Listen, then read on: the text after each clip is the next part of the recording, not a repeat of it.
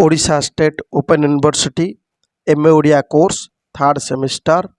आज आलोचना करिबा एमए ओडी पेपर 12 यार ब्लॉक 2 रो नाम हैला ओडिया भाषा अध्ययन। एथिरे रहिथिबा चारोटी यूनिट मध्यरु आज आमे आलोचना करिबा प्रथम यूनिट जार शीर्षक हला तत्सम तद्भव देशज और वैदेशिक शब्द।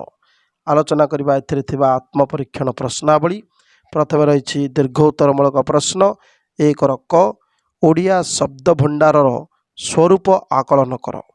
उत्तर है ओडिया एक शास्त्रीय मान्यता प्राप्त भाषा जहाँकि षष्ठ भारतीय भाषा तथा भारतीय आर्य परिवार प्रथम भाषा रूपे गत 2014 मसीहा मार्च मास 11 तारिख दिन भारत सरकार द्वारा शास्त्रीय भाषार मान्यता लाभ करछि। एही ओडिया भाषा भारतर संविधान स्वीकृत 22टी भाषारू यह एक अन्यतम श्रेष्ठ भाषा। विश्वर अधिकांश प्रतिष्ठित भाषा को अनुध्यान कली ताहा शुद्ध बा अभिमिश्र नथिबा जना पड़े नहीं। पृथ्वीर अधिकांश प्रतिष्ठित भाषा निजर ज्ञान आहरण दक्षता बल बाहर भाषारू निज निजर आवश्यकता अनुसार विभिन्न शब्द आहरण करी समृद्ध होइछन्ति। सेहीपरि ओडिया भाषा मध्य आज निजस्व शब्द भंडार को अभिवृद्धि करिबारे किछि वैदेशिक भाषा को मध्य निज बक्षरे आदर करि नेछि। निज भाषा मध्य यही वैदेशिक शब्द को मिसई देछि। तेणु भारतर जेते भाषा रही तन्मध्यरु यही ओडिया भाषा यह मध्य निजर कलेबर को व्यापक करिछि। निजर भाषा भंडार को समृद्ध करी यही भाषारे मुख्यतः जेते शब्द आमे व्यवहार करुछे बा यही ओडिया भाषा निजर शब्द भंडार को परिपुष्ट करछि। तत्सम शब्द तद्भव शब्द देशज और वैदेशिक शब्द मानक माध्यम तत्सम शब्द अर्थात तत्सम माने संस्कृत सहित समान। संस्कृत भाषा प्रचलित किछि शब्द अविकल ओडिया भाषा व्यवहृत होई ओडियार शब्द भंडार आज प्रभावशाली होइछि। तेणु यही सब है तत्सम शब्द जेपरिक अग्नि वृक्ष इत्यादि। सेहीपरि तद्भव अर्थात ताहाठारु भव बा तियारी माने संस्कृतरू टिके परिवर्तन होई आज जहाँ सृष्टि होइछि से होछि तद्भव शब्द।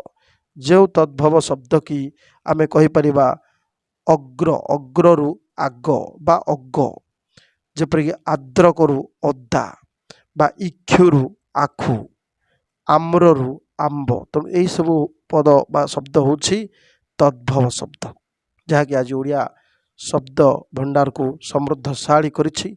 सेही भली रहिछि ओडिया शब्द भंडार देशज शब्द जहाँकि निजस्व प्राचीन आदिवासी मानक कथित भाषा बा अस्ट्रिक और द्राविड़ परिवार अंतर्गत किछि आदिवासी जनक भाषा जेपरिकी कंध कोल्हो सांताल मुंडा पंडा यही सब आदिवासी मानक भाषा ये होछि यही देशज शब्द।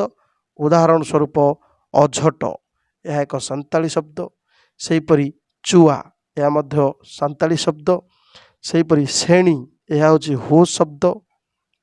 दारू सांताली शब्द। सेहीपरि चिरगुणी सांताली शब्द। चाउल मुंडारी शब्द। घुसुरी यह एक गंड शब्द। यही शब्द मध्य रही ओडिया भाषा रे।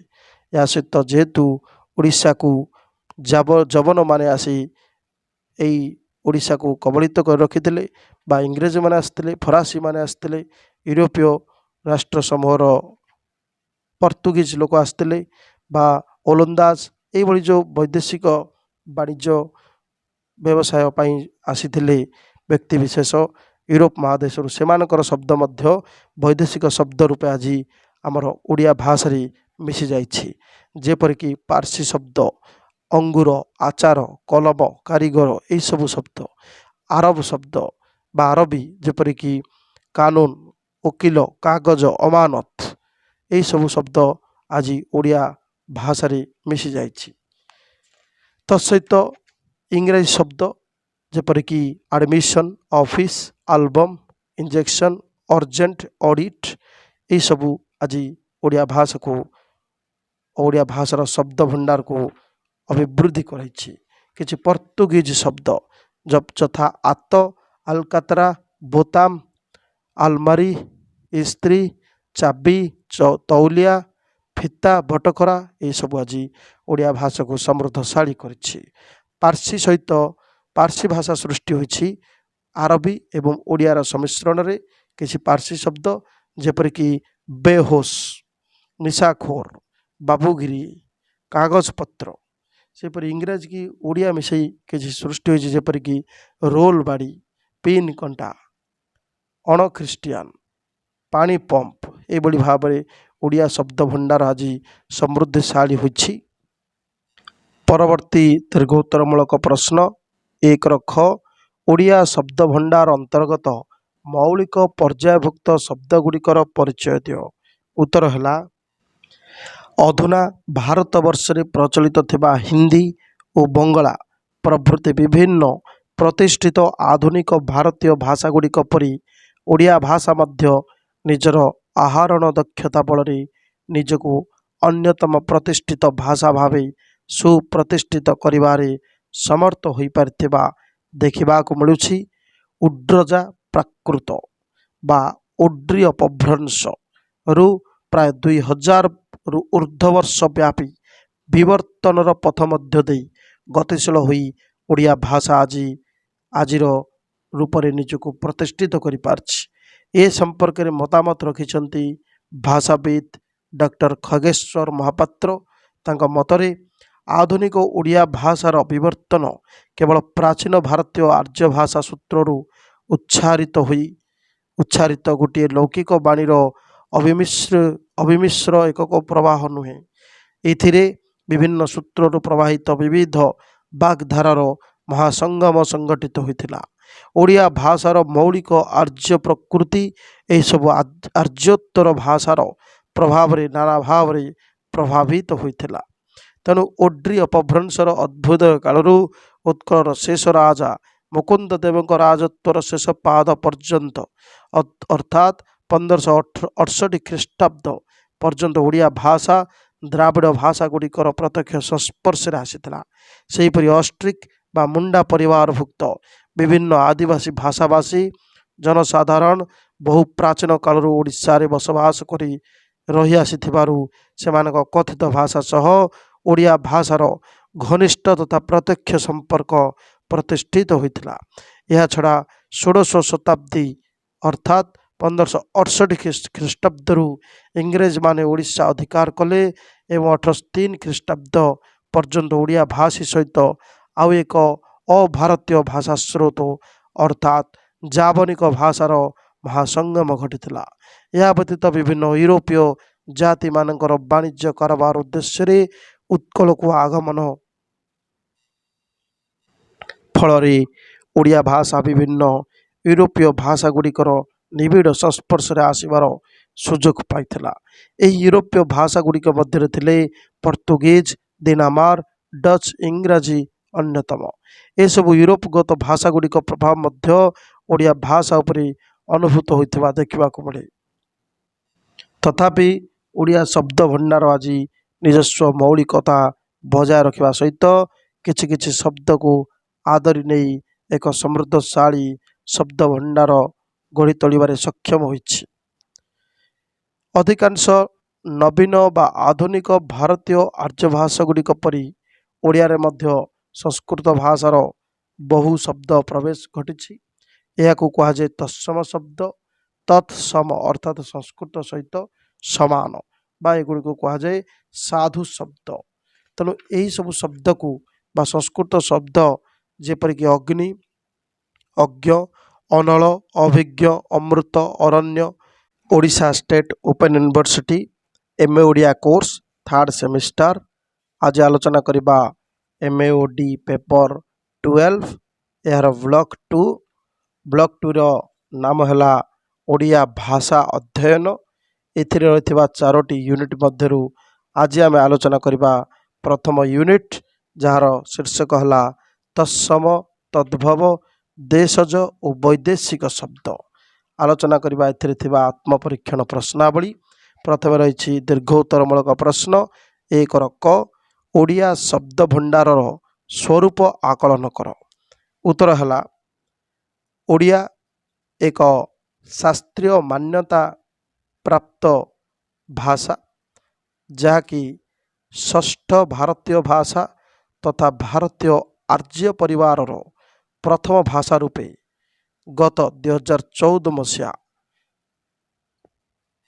ମାର୍ଚ୍ଚ ମାସ 11 ତାରିଖ ଦିନ ଭାରତ ସରକାରଙ୍କ ଦ୍ୱାରା ଶାସ୍ତ୍ରୀୟ ଭାଷାର ମାନ୍ୟତା ଲାଭ କରିଛି। ଏହି ଓଡ଼ିଆ ଭାଷା ଭାରତର ସମ୍ବିଧାନ ସ୍ୱୀକୃତ 22ଟି ଭାଷାରୁ ଏହା ଏକ ଅନ୍ୟତମ ଶ୍ରେଷ୍ଠ ଭାଷା।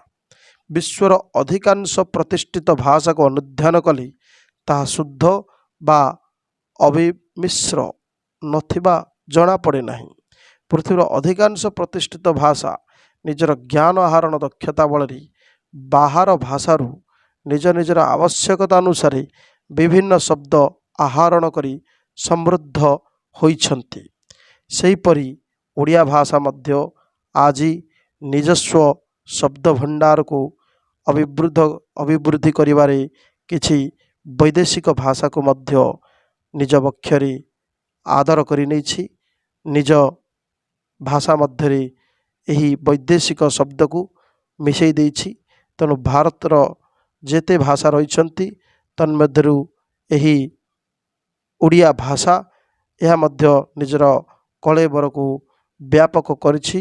ନିଜର ଭାଷା ଭଣ୍ଡାରକୁ ସମୃଦ୍ଧ କରି ଏହି ଭାଷାରେ ମୁଖ୍ୟତଃ ଯେତେ ଶବ୍ଦ ଆମେ ବ୍ୟବହାର କରୁଛେ ବା ଏହି ଓଡ଼ିଆ ଭାଷା ନିଜର ଶବ୍ଦ ଭଣ୍ଡାରକୁ ପରିପୁଷ୍ଟ କରିଛି ତତ୍ସମ ଶବ୍ଦ, ତଦ୍ଭବ ଶବ୍ଦ, ଦେଶଜ ଓ ବୈଦେଶିକ ଶବ୍ଦମାନଙ୍କ ମାଧ୍ୟମରେ।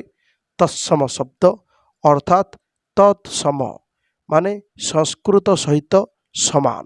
ସଂସ୍କୃତ ଭାଷାରେ ପ୍ରଚଳିତ କିଛି ଶବ୍ଦ ଅବିକଳ ଓଡ଼ିଆ ଭାଷାରେ ବ୍ୟବହୃତ ହୋଇ ଓଡ଼ିଆର ଶବ୍ଦ ଭଣ୍ଡାର ଆଜି ପ୍ରଭାବଶାଳୀ ହୋଇଛି।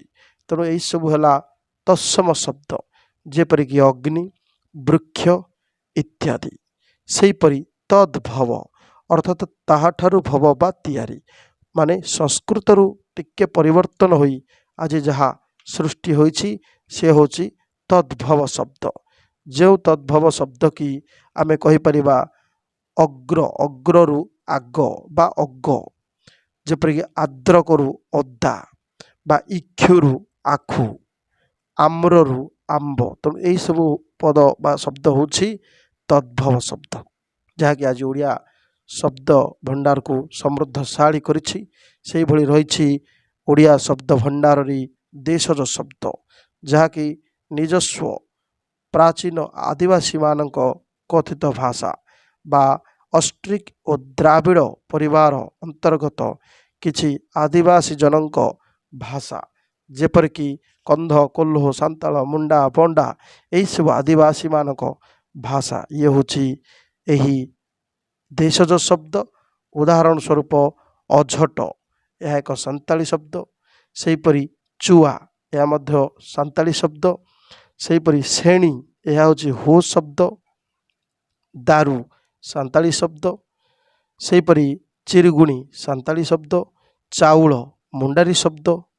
ଘୁଷୁରୀ ଏହା ଏକ ଗଣ୍ଡ ଶବ୍ଦ। ଏହିଭଳି ଶବ୍ଦ ମଧ୍ୟ ରହିଛି ଓଡ଼ିଆ ଭାଷାରେ।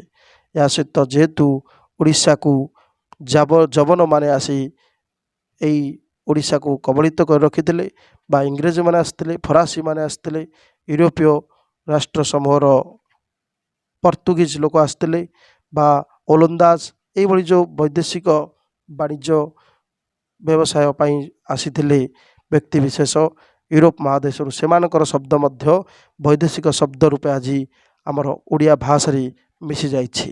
ଯେପରିକି ପାର୍ସୀ ଶବ୍ଦ ଅଙ୍ଗୁର, ଆଚାର, କଲମ, କାରିଗର ଏହିସବୁ ଶବ୍ଦ, ଆରବ ଶବ୍ଦ ବା ଆରବୀ ଯେପରିକି କାନୁନ, ଓକିଲ, କାଗଜ, ଅମାନତ ଏହିସବୁ ଶବ୍ଦ ଆଜି ଓଡ଼ିଆ ଭାଷାରେ ମିଶି ଯାଇଛି।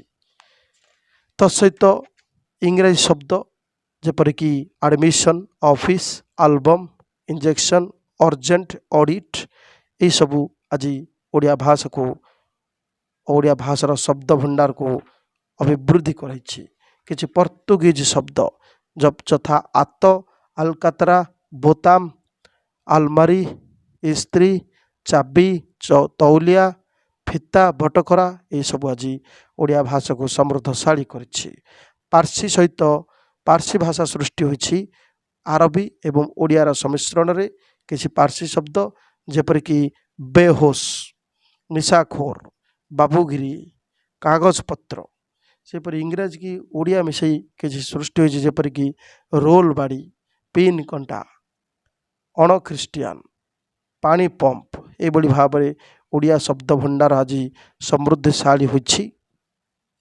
ପରବର୍ତ୍ତୀ ଦୀର୍ଘ ଉତ୍ତରମୂଳକ ପ୍ରଶ୍ନ 1ର ଖ ଓଡ଼ିଆ ଶବ୍ଦ ଭଣ୍ଡାର ଅନ୍ତର୍ଗତ ମୌଳିକ ପର୍ଯ୍ୟାୟଭୁକ୍ତ ଶବ୍ଦଗୁଡ଼ିକର ପରିଚୟ ଦିଅ। ଉତ୍ତର ହେଲା ଅଧୁନା ଭାରତବର୍ଷରେ ପ୍ରଚଳିତ ଥିବା ହିନ୍ଦୀ ଓ ବଙ୍ଗଳା ପ୍ରଭୃତି ବିଭିନ୍ନ ପ୍ରତିଷ୍ଠିତ ଆଧୁନିକ ଭାରତୀୟ ଭାଷାଗୁଡ଼ିକ ପରି ଓଡ଼ିଆ ଭାଷା ମଧ୍ୟ ନିଜର ଆହରଣ ଦକ୍ଷତା ବଳରେ ନିଜକୁ ଅନ୍ୟତମ ପ୍ରତିଷ୍ଠିତ ଭାଷା ଭାବେ ସୁପ୍ରତିଷ୍ଠିତ କରିବାରେ ସମର୍ଥ ହୋଇପାରିଥିବା ଦେଖିବାକୁ ମିଳୁଛି। ଉଡ୍ରଜା ପ୍ରାକୃତ ବା ଓଡ୍ରି ଅପଭ୍ରଂଶରୁ ପ୍ରାୟ 2000ରୁ ଉର୍ଦ୍ଧ୍ୱ ବର୍ଷ ବ୍ୟାପୀ ବିବର୍ତ୍ତନର ପଥ ମଧ୍ୟ ଦେଇ ଗତିଶୀଳ ହୋଇ ଓଡ଼ିଆ ଭାଷା ଆଜିର ରୂପରେ ନିଜକୁ ପ୍ରତିଷ୍ଠିତ କରିପାରିଛି। ଏ ସମ୍ପର୍କରେ ମତାମତ ରଖିଛନ୍ତି ଭାଷାବିତ୍ ଡକ୍ଟର ଖଗେଶ୍ୱର ମହାପାତ୍ର। ତାଙ୍କ ମତରେ ଆଧୁନିକ ଓଡ଼ିଆ ଭାଷାର ବିବର୍ତ୍ତନ କେବଳ ପ୍ରାଚୀନ ଭାରତୀୟ ଆର୍ଯ୍ୟ ଭାଷା ସୂତ୍ରରୁ ଉଚ୍ଚାରିତ ଗୋଟିଏ ଲୌକିକ ବାଣୀର ଅବିମିଶ୍ର ଏକକ ପ୍ରବାହ ନୁହେଁ। ଏଥିରେ ବିଭିନ୍ନ ସୂତ୍ରରୁ ପ୍ରବାହିତ ବିବିଧ ବାଗ୍ଧାରାର ମହାସଙ୍ଗମ ସଂଗଠିତ ହୋଇଥିଲା। ଓଡ଼ିଆ ଭାଷାର ମୌଳିକ ଆର୍ଯ୍ୟ ପ୍ରକୃତି ଏହିସବୁ ଆର୍ଯ୍ୟୋତ୍ତର ଭାଷାର ପ୍ରଭାବରେ ନାନା ଭାବରେ ପ୍ରଭାବିତ ହୋଇଥିଲା। ତେଣୁ ଓଡ୍ରି ଅପଭ୍ରଂଶର ଅଭ୍ୟୁଦୟ କାଳରୁ ଉତ୍କଳର ଶେଷ ରାଜା ମୁକୁନ୍ଦ ଦେବଙ୍କ ରାଜତ୍ୱର ଶେଷ ପାଦ ପର୍ଯ୍ୟନ୍ତ ଅର୍ଥାତ୍ 1568 ଖ୍ରୀଷ୍ଟାବ୍ଦ ପର୍ଯ୍ୟନ୍ତ ଓଡ଼ିଆ ଭାଷା ଦ୍ରାବିଡ଼ ଭାଷାଗୁଡ଼ିକର ପ୍ରତ୍ୟକ୍ଷ ସଂସ୍ପର୍ଶରେ ଆସିଥିଲା। ସେହିପରି ଅଷ୍ଟ୍ରିକ୍ ବା ମୁଣ୍ଡା ପରିବାରଭୁକ୍ତ ବିଭିନ୍ନ ଆଦିବାସୀ ଭାଷାଭାଷୀ ଜନସାଧାରଣ ବହୁ ପ୍ରାଚୀନ କାଳରୁ ଓଡ଼ିଶାରେ ବସବାସ କରି ରହିଆସିଥିବାରୁ ସେମାନଙ୍କ କଥିତ ଭାଷା ସହ ଓଡ଼ିଆ ଭାଷାର ଘନିଷ୍ଠ ତଥା ପ୍ରତ୍ୟକ୍ଷ ସମ୍ପର୍କ ପ୍ରତିଷ୍ଠିତ ହୋଇଥିଲା। ଏହାଛଡ଼ା ଷୋଡ଼ଶ ଶତାବ୍ଦୀ ଅର୍ଥାତ୍ 1568 ଖ୍ରୀଷ୍ଟାବ୍ଦରୁ ଇଂରେଜମାନେ ଓଡ଼ିଶା ଅଧିକାର କଲେ ଏବଂ 1803 ଖ୍ରୀଷ୍ଟାବ୍ଦ ପର୍ଯ୍ୟନ୍ତ ଓଡ଼ିଆ ଭାଷୀ ସହିତ ଆଉ ଏକ ଅଭାରତୀୟ ଭାଷା ସ୍ରୋତ ଅର୍ଥାତ୍ ଜାବନିକ ଭାଷାର ମହାସଙ୍ଗମ ଘଟିଥିଲା। ଏହା ବ୍ୟତୀତ ବିଭିନ୍ନ ୟୁରୋପୀୟ ଜାତିମାନଙ୍କର ବାଣିଜ୍ୟ କାରବାର ଉଦ୍ଦେଶ୍ୟରେ ଉତ୍କଳକୁ ଆଗମନ ଫଳରେ ଓଡ଼ିଆ ଭାଷା ବିଭିନ୍ନ ୟୁରୋପୀୟ ଭାଷାଗୁଡ଼ିକର ନିବିଡ଼ ସଂସ୍ପର୍ଶରେ ଆସିବାର ସୁଯୋଗ ପାଇଥିଲା। ଏହି ୟୁରୋପୀୟ ଭାଷାଗୁଡ଼ିକ ମଧ୍ୟରେ ଥିଲେ ପର୍ତ୍ତୁଗୀଜ, ଡେନମାର୍କ, ଡଚ୍, ଇଂରାଜୀ ଅନ୍ୟତମ। ଏସବୁ ୟୁରୋପଗତ ଭାଷାଗୁଡ଼ିକ ପ୍ରଭାବ ମଧ୍ୟ ଓଡ଼ିଆ ଭାଷା ଉପରେ ଅନୁଭୂତ ହୋଇଥିବା ଦେଖିବାକୁ ମିଳେ। ତଥାପି ଓଡ଼ିଆ ଶବ୍ଦ ଭଣ୍ଡାର ଆଜି ନିଜସ୍ୱ ମୌଳିକତା ବଜାୟ ରଖିବା ସହିତ କିଛି କିଛି ଶବ୍ଦକୁ ଆଦରି ନେଇ ଏକ ସମୃଦ୍ଧଶାଳୀ ଶବ୍ଦ ଭଣ୍ଡାର ଗଢ଼ି ତୋଳିବାରେ ସକ୍ଷମ ହୋଇଛି। ଅଧିକାଂଶ ନବୀନ ବା ଆଧୁନିକ ଭାରତୀୟ ଆର୍ଯ୍ୟ ଭାଷାଗୁଡ଼ିକ ପରି ଓଡ଼ିଆରେ ମଧ୍ୟ ସଂସ୍କୃତ ଭାଷାର ବହୁ ଶବ୍ଦ ପ୍ରବେଶ ଘଟିଛି। ଏହାକୁ କୁହାଯାଏ ତତ୍ସମ ଶବ୍ଦ।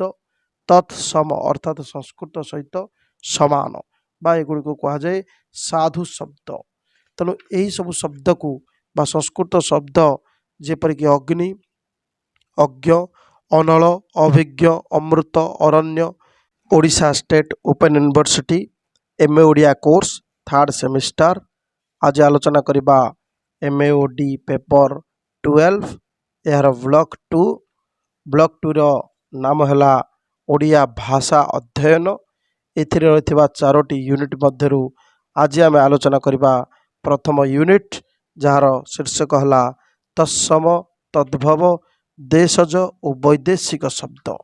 ଆଲୋଚନା କରିବା ଏଥିରେ ଥିବା ଆତ୍ମପରୀକ୍ଷଣ ପ୍ରଶ୍ନାବଳୀ। ପ୍ରଥମେ ରହିଛି ଦୀର୍ଘ ଉତ୍ତରମୂଳକ ପ୍ରଶ୍ନ। 1ର କ, ଓଡ଼ିଆ ଶବ୍ଦ ଭଣ୍ଡାରର ସ୍ୱରୂପ ଆକଳନ କର। ଉତ୍ତର ହେଲା ଓଡ଼ିଆ ଏକ ଶାସ୍ତ୍ରୀୟ ମାନ୍ୟତା ପ୍ରାପ୍ତ ଭାଷା, ଯାହାକି ଷଷ୍ଠ ଭାରତୀୟ ଭାଷା ତଥା ଭାରତୀୟ ଆର୍ଯ୍ୟ ପରିବାରର ପ୍ରଥମ ଭାଷା ରୂପେ ଗତ 2014 ମସିହା ମାର୍ଚ୍ଚ ମାସ 11 ତାରିଖ ଦିନ ଭାରତ ସରକାରଙ୍କ ଦ୍ୱାରା ଶାସ୍ତ୍ରୀୟ ଭାଷାର ମାନ୍ୟତା ଲାଭ କରିଛି। ଏହି ଓଡ଼ିଆ ଭାଷା ଭାରତର ସମ୍ବିଧାନ ସ୍ୱୀକୃତ 22ଟି ଭାଷାରୁ ଏହା ଏକ ଅନ୍ୟତମ ଶ୍ରେଷ୍ଠ ଭାଷା। ବିଶ୍ୱର ଅଧିକାଂଶ ପ୍ରତିଷ୍ଠିତ ଭାଷାକୁ ଅନୁଧ୍ୟାନ କଲେ ତାହା ଶୁଦ୍ଧ ବା ଅବିମିଶ୍ର ନଥିବା ଜଣାପଡ଼େ ନାହିଁ। ପୃଥିବୀର ଅଧିକାଂଶ ପ୍ରତିଷ୍ଠିତ ଭାଷା ନିଜର ଜ୍ଞାନ ଆହରଣ ଦକ୍ଷତା ବଳରେ ବାହାର ଭାଷାରୁ ନିଜର ଆବଶ୍ୟକତା ଅନୁସାରେ ବିଭିନ୍ନ ଶବ୍ଦ ଆହରଣ କରି ସମୃଦ୍ଧ ହୋଇଛନ୍ତି। ସେହିପରି ଓଡ଼ିଆ ଭାଷା ମଧ୍ୟ ଆଜି ନିଜସ୍ୱ ଶବ୍ଦ ଭଣ୍ଡାରକୁ ଅଭିବୃଦ୍ଧି କରିବାରେ କିଛି ବୈଦେଶିକ ଭାଷାକୁ ମଧ୍ୟ ନିଜ ବକ୍ଷରେ ଆଦର କରିନେଇଛି। ନିଜ ଭାଷା ମଧ୍ୟରେ ଏହି ବୈଦେଶିକ ଶବ୍ଦକୁ ମିଶାଇ ଦେଇଛି। ତେଣୁ ଭାରତର